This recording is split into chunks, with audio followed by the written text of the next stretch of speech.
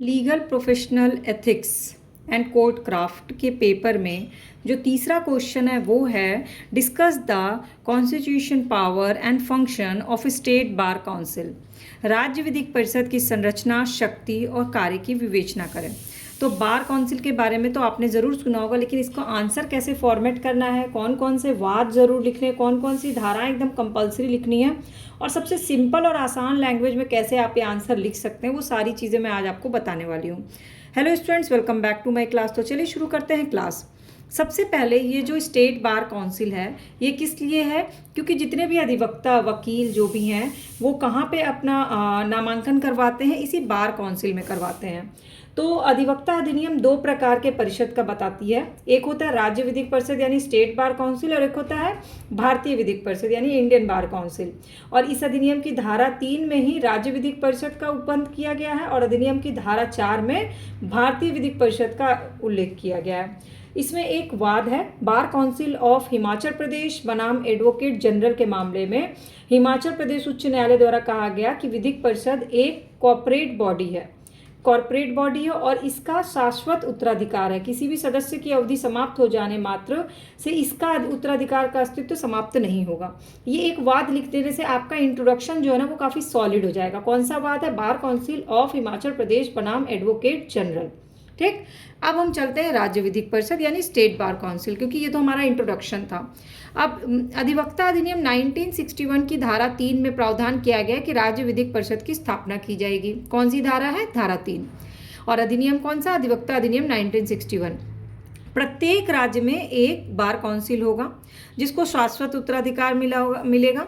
सामान्य मुद्रा वाली एक निगमित निकाय होगी और उसे स्थावर और जंगम दोनों प्रकार की संपत्तियों के अर्जन यानी कि डायनेमिक और स्टैटिक दोनों प्रकार की प्रॉपर्टी के अर्जन और धारण करने की और संविदा करने की शक्ति प्राप्त होगी। फिर आता है धारा 6।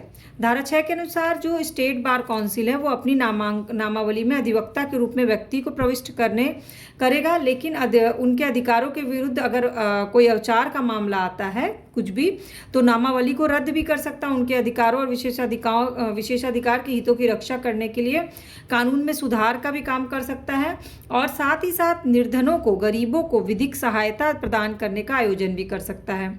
इसके साथ ही साथ वो ये निश्चय करता है कि सबको संपूर्ण न्याय मिले। विधिक परिषद के निधियों का प्रबंध भी वही करता है। तो बेसिकली जो स्टेट बार काउंसिल है जो धारा 3 में है वो उसको क्या क्या है? संविदा करने की शक्ति है, ये एक कॉर्पोरेट बॉडी है, ये विधि में सुधार कर सकती है, ये नामावली, अधिवक्ता की जो नामावली है उसको चेंजेस भी कर सकती है और नामावली तैयार भी करती है और निर्धनों को विधिक सहायता देती है और साथ ही साथ परिषद के लिए जो कानून की ज़रूरत होती है उसकी भी व्यवस्था करती है। अब अगला है कि राज्य विधिक परिषद का गठन कैसे होता है। तो ये धारा 3 में इसके गठन की बात की गई है कि भारत संघ के प्रत्येक राज्य क्षेत्र के लिए राज्य विधिक परिषद का गठन किया जाएगा। इसमें एक वाद लिखिएगा, सुनीता शर्मा बनाम deputy registrar chits fund society के मामले में इलाहाबाद उच्च न्यायालय द्वारा कहा गया कि उच्च न्यायालय बार एसोसिएशन के निर्वाचन में मतदाता सूची उच्च न्यायालय के नियमों को की कठोरता से पालन करते हुए तैयार की जानी चाहिए। यानी कि ये जो मतदाता सूची से रिलेटेड वाद है सुनीता शर्मा बनाम deputy registrar chits fund society का।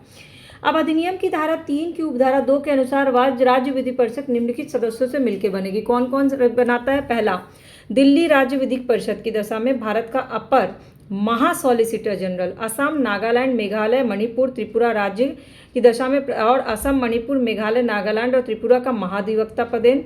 पंजाब हरियाणा राज्य विधिक परिषद की दशा में प्रत्येक राज्य पंजाब हरियाणा का महाधिवक्ता पदेन और किसी अन्य राज्य के विधिक परिषद की दशा में उस राज्य का महाधिवक्ता पदेन। तो कौन कौन इसमें से हुए? इसमें कौन कौन से पद के लोग हुए? आपको कीवर्ड याद होना चाहिए किसके किसके बारे में बात हुई है। तो सॉलिसिटर जनरल है यहाँ पर, महा सॉलिसिटर जनरल, महाधिवक्ता।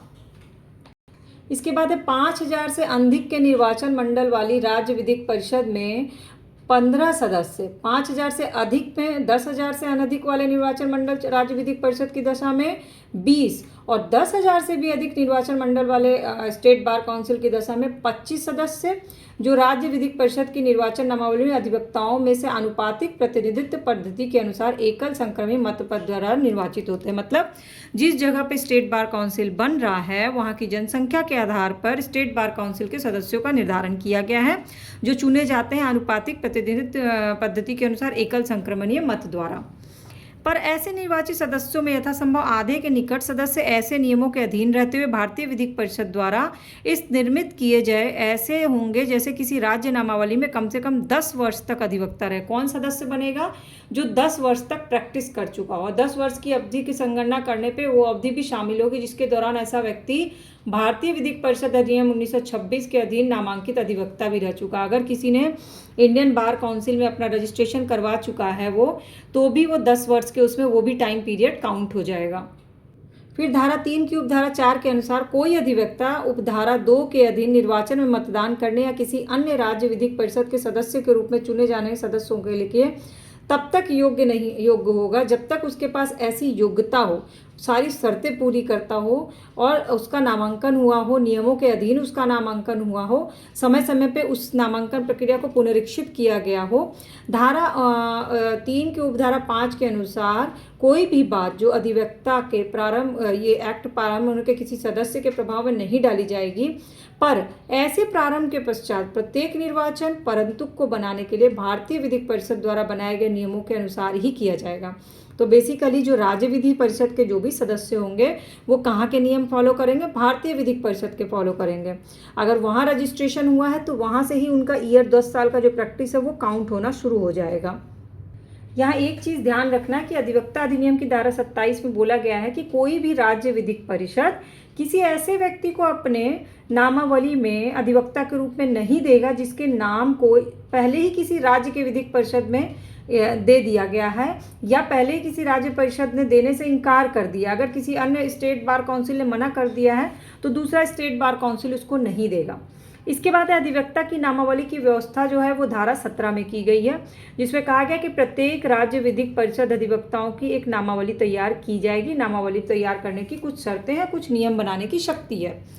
तो जो धारा 3 के उपधारा 3 के अनुसार प्रत्येक राज्य विधिक परिषद में एक अध्यक्ष और एक उपाध्यक्ष होगा और उस परिषद द्वारा ऐसी रीति से अंतरिम किया जाएगा और विहित की जाएगी। उपधारा 3 क में कहा गया है कि अधिवक्ता संशोधन अधिनियम के प्रारंभ में ठीक पूर्व किसी राज्य विधिक परिषद के अध्यक्ष या उपाध्यक्ष पद ग्रहण करने वाला प्रत्येक व्यक्ति यथास्थिति अध्यक्ष या उपाध्यक्ष का पद धारण नहीं करेगा, पर ऐसा प्रत्येक व्यक्ति अपने पद के कर्तव्य का तब तक पालन करता रहेगा जब तक कि अगला अध्यक्ष या उपाध्यक्ष पद निर्वाचित ना हो जाए, पदभार ना संभाल ले।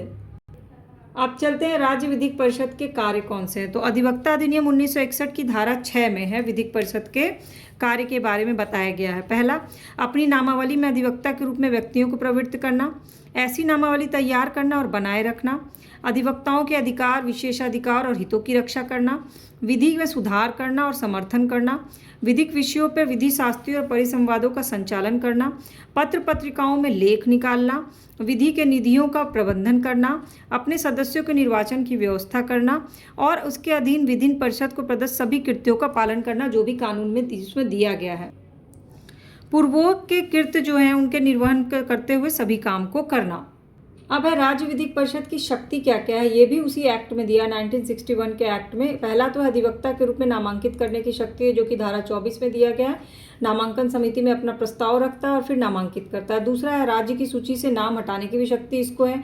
जब लगता है कि फैक्ट और दस्तावेज सही नहीं दिए गए हैं, बार काउंसिल को लगता है तो बार काउंसिल को सूची से हटाया जा सकता है। जिसकी मृत्यु हो गई उसको भी हटाया जा सकता है। किसी ने प्रार्थना पत्र दिया है तो उसको हटाया जा सकता है। किसी ने गलत फैक्ट और दस्तावेज दिए तो उसको भी हटाने की शक्ति इसी के पास है। नियम बनाने की शक्ति भी स्टेट बार काउंसिल को है धारा 28 के अंतर्गत, जिसमें विशिष्ट नियम बनाए जाते हैं और नियमों के पालन करने और उसकी शक्ति की व्यापकता का पता चलता है। इसके बाद वृत्तिक या अन्य औचार के लिए अधिवक्ता को दंड देने की भी शक्ति है। अगर अधिवक्ता के खिलाफ किसी प्रकार की शिकायत प्राप्त होती है तो विश्वास करने के उसके साथ अगर उसको दोषी ठहराया जाता है तो उसको वो क्या कर सकता है, दंड भी दे सकता है bar council, state bar council. इसमें सुनवाई भी होती है, महाधिवक्ता को सुनवाई का अवसर दिया जाता है, उसके बाद ही आदेश पारित होता है।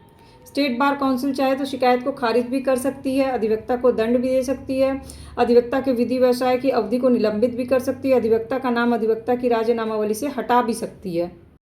धारा 35 कहती है कि कोई अधिवक्ता उपधारा 3 निलंबित किया जा सकता अपने व्यवसाय से। निलंबन की अवधि के दौरान वो भारत के किसी भी न्यायालय में विधि व्यवसाय करने में विवर्जित कर दिया जाएगा। अगर एक जगह से निलंबित कर दिया गया तो किसी और स्टेट में प्रैक्टिस नहीं कर सकता है।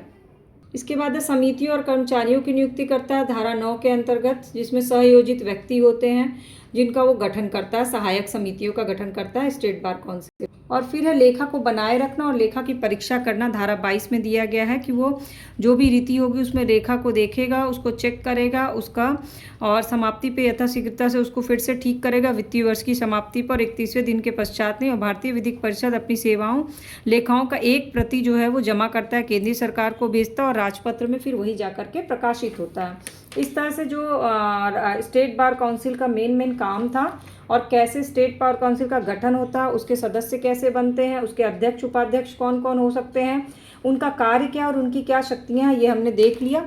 अब इसके बाद भी आपको कोई डाउट क्वेरी क्वेश्चन रह गया होगा तो कमेंट सेक्शन में पूछिएगा।